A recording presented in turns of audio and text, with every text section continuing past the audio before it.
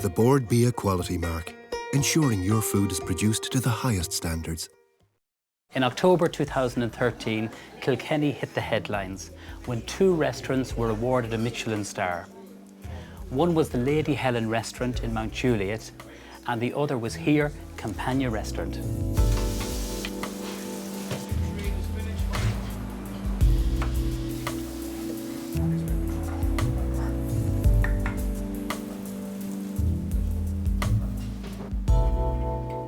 Gareth, good morning. Great to see you. How are you, Neven? Great to have you here. Great to be in your kitchen. I've enjoyed many good meals out here with my family, the twins. So what are you going to cook for me today? We're going to do a very classic French Pithivier. Free-range chicken. This here? Yep. Local chicken. Slow-grown chicken. Takes 9 weeks for them to grow. Beautiful flavour, beautiful texture. A lovely, firm, really firm flesh. A slightly unusual way of doing the sauce. We take all the fat from the chicken. This is chicken fat? Yeah.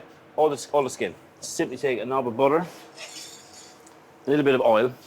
You're going to do this for me. Okay. And we're going to fry the chicken skin in the oil and the butter until it caramelizes and roasts. Okay. So it gets a roast chicken flavour for the sauce before we even put anything else in it. So you're utilising every part of the chicken? All the chicken is used, yep. How long do you cook this for now here, Gareth? Until it goes golden brown. Take about 5-6 minutes to colour it all up. You're here now in La Campagna. How many years? 8? 8 years. Yourself and your beautiful wife, Breach, yeah? Yep, the boss, the real boss, keeping me on the straight and narrow and stop me using too much butter. You see the way now it's gotten really golden and it's almost crispy. Let me just add the shallots. Yeah. So it's all about depth of flavour, isn't it? Yeah, trying to get that ultimate roast chicken flavour into the sauce. That's, you know, there's no great mystery to it, but... And then we just add the mushrooms.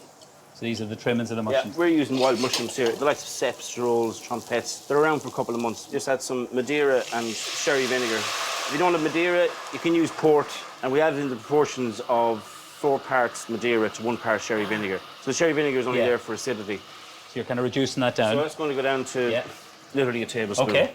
Wow. And then we've got some double chicken stock. Look at this. So it's just... really thick. Yeah. Chicken bones and water, that's it. And we cook them for 4 hours. And then we strain it off, put it in the fridge, and the next day we add fresh bones, and we bring it up again for another 4 hours, and we let it sit. So it's a stock as you would normally make it at home, but we just do it twice. So it's all the natural gelatin. You can see the stock has gone slightly jellied. That's the detail that you go to, you know, to make a stock for 2 days. Chicken stock. Yeah. So all of it? I'd say half. Half, okay. There we go. Gorgeous. So we just need that to simmer away there. So we've minced our chicken thighs. So what's all in here? Chicken thighs? Lardo, cured back fat of a pig. Chicken hearts, a little bit of cream and some eggs, just to bind it, and some salt. And what's this here, just the breast? And then we have the chicken breast. We've removed the skin, which obviously goes into the sauce. The reason you remove the skin is because if you put it in the pie, it'll remain soft. And most people don't like soggy chicken skin, you know. But that's poached. And then we have our puff pastry. So we just take a little bit of the stuffing. So you're getting the shape from the cutter. You want it to cook really evenly. So then we take our chicken breast, okay? Little pinch of salt. Don't add too much salt because the stuffing is seasoned already. And then you top that with more. With another piece. You want to make the pie nice and tight when you're making it, but not too tight. If it's too tight, it can, you know, get too much steam in it and whatever. So you need to leave a little pocket of air here and there. You lift that. Gorgeous. And then the egg wash, equal amounts of egg yolk and cream. Just like you learned at home. For the apple tarts or whatever. Another disc of puff pastry, slightly bigger than the base. You just tuck it in. Pithivier is originally a classic French dessert, a frangipane mix, but nowadays it's savoury, different savoury, can be sweet. So this is the most important part. Yes. Okay, it's the crimping. The crimping, okay. The crimping. This is what's going to keep in all the juices, all the flavour. You don't want to have leaks. Don't be afraid to put a little bit of extra pastry around it so that you have enough room to do this. So for people at home, they could get some chicken mousse. Yep. They could put in some herbs and maybe some mushrooms, something like that. Chicken breast, lovely. So nice and tight. Yeah. We're just going to put some egg wash. Put this in the fridge for 20 minutes. You let it rest. Yeah. Okay, let it set. That just creates a little seal with the egg yolk. Perfect. Come on.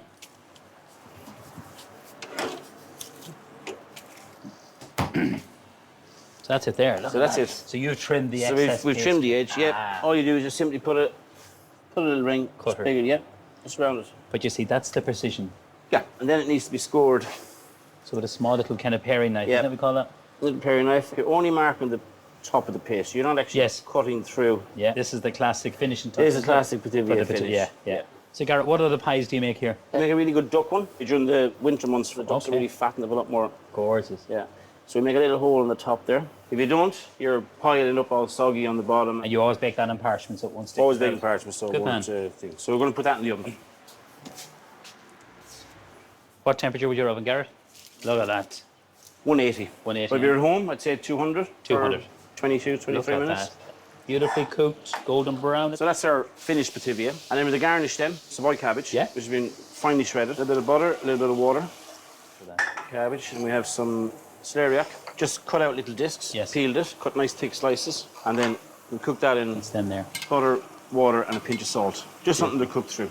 So nice and shiny. Lovely.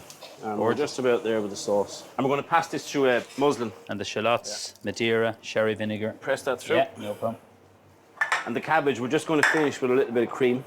Not too much. And then finally will be the mushrooms. Take a knob of butter. So we have trompette de mort, which is the face of death, is it? Yeah. You get some ceps, king of Beautiful. mushrooms. There's some girolles and some pied de mouton, which are lamb's feet. Lambs. I never heard them called Yeah, that. pied de Lamb's feet. mouton, lamb's feet. Pinch of salt, little squeeze of lemon juice. Lemon juice. Yep. And a little squeeze of vinegar. So cream cabbage. A lovely texture to it, Savoy cabbage. So we take our Pithivier. We palette knife. Needs to rest for 5 minutes so all those juices just go back into Yeah. the meat. And we just finished mushrooms, a little bit of tarragon, compliment for chicken. And then we have the celeriac. We're just going to drain, cut them with a cutter, Fantastic. place them wherever you want. And then finally, just the celeriac puree. Puree. And then we finish with the sauce. Sort of half generous with the sauce because it does take quite a bit. And you see, we haven't taken off any fat on it. So we've Pithivier of chicken, Savoy cabbage, celeriac, wild mushrooms, celeriac puree, and a roast chicken jus. Some work in this. Look at that. Super. Yeah, pastry's great. Oh, the Yeah. texture. Good. That is so clever. So I'm just going to get a little bit of this. Your sauce, puree, everything. Wow. It's rich. Yeah, It's beautiful. it's very rich. I love it. That chicken is fantastic. Nice glass of red Oh with my that. God. Now you're talking. Yeah. Gareth, thank you Great to so have you, much Neven. for. Thank you. Let me Brilliant to into have your you. kitchen. Cheers. Thanks very much. I Thank wish you and Bridge continued Thank you. success. Thanks a million. Much appreciated. Brilliant. Great to have you. Thank you.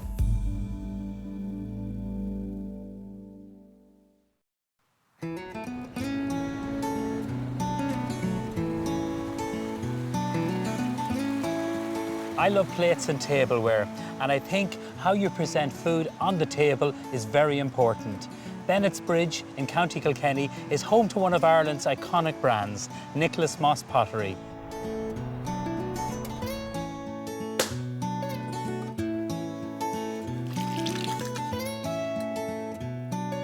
Nicholas, it's lovely to see a master craftsman at work.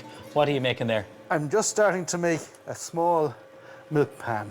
It's for putting your milk straight off the cows into the milk pan. You leave it overnight. In the morning, the cream is at the top, and you skim the cream off to make the butter. And you make a very extensive range here in the pottery, don't you, Nicholas? We do. We make a set of tea and coffee range. We do dinnerware, cookware, a whole range of ovenware. This is just water. That's just water. It's just the lubricant.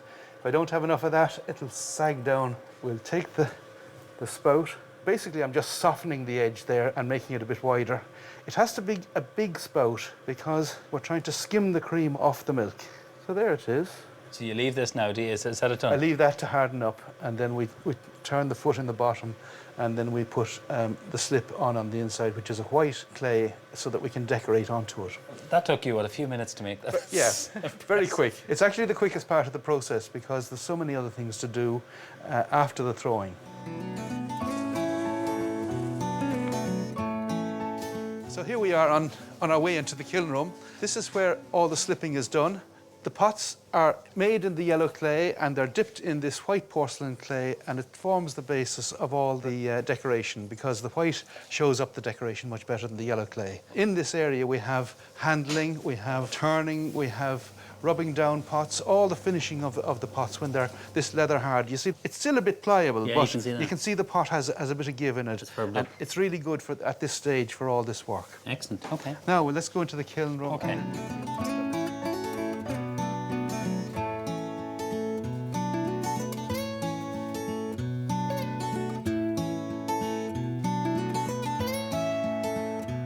So this is the kiln here. All the pots at this stage are dry. They're totally dry and they're coming in, and the kiln car gets rolled in and gets transferred into the kiln itself. They get fired very slowly over an 18-hour period up to about 1,000 degrees centigrade. And after that, they cool down for 2 days, and then they go out to the decorators. They're dry, they're hard, and they're porous. And that's what we want for the decoration. So it's basically a hardening process. So here we are, Neven, in the decorating room. This is where everything gets decorated just prior to the final firing. You make all these yourselves, this one? We do. The ink is a water-based ink. It's made of minerals so that it actually doesn't burn out at high temperature. So there's the old rose. The sponge carries it like capillary action through the sponge, and you roll it onto the pot just like that. We've taken on that method of decoration because it was so popular in Ireland between about 1850 and 1930.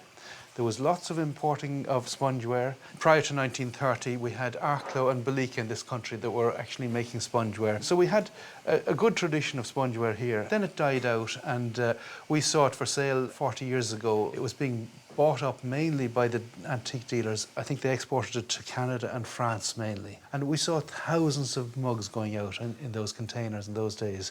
So there's nothing left of it really, apart from very rarely do you see it at all now. We sort of revived it, and we've done it in a slightly different way. And you're the only ones in the country that use the sponge. We are really. There might be some other people who use it a bit, but we've made a major effort to do it. It was imported mainly from Scotland and the north of England. And it was nearly always in the west of Ireland that you would find it.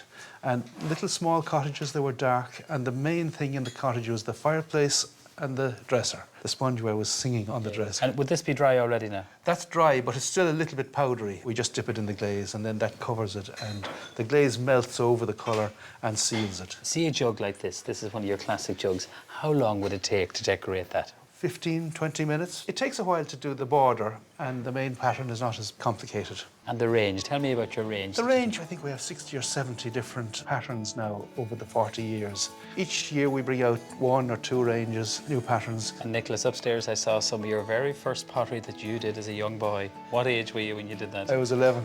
11, yeah. So you've just loved it all your life? Yeah, it's really lovely, yeah. Now the next time I use some of your pottery in my cookery school or in the restaurant or at home, I will think of you and think of the work that it goes to produce something like this. Thanks very much. So nice to meet you. It's been so educational, and I wish you continued success. Brilliant. Thanks very much.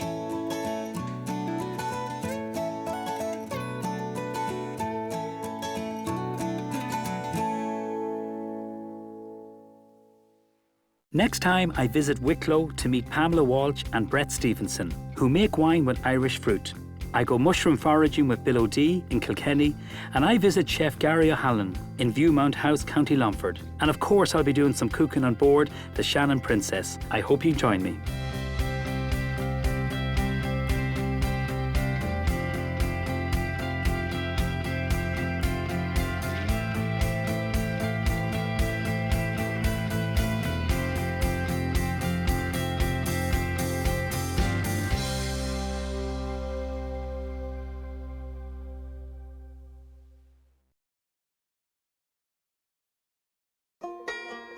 The bordbia quality mark, ensuring your food is produced to the highest standards of traceability and care for the environment.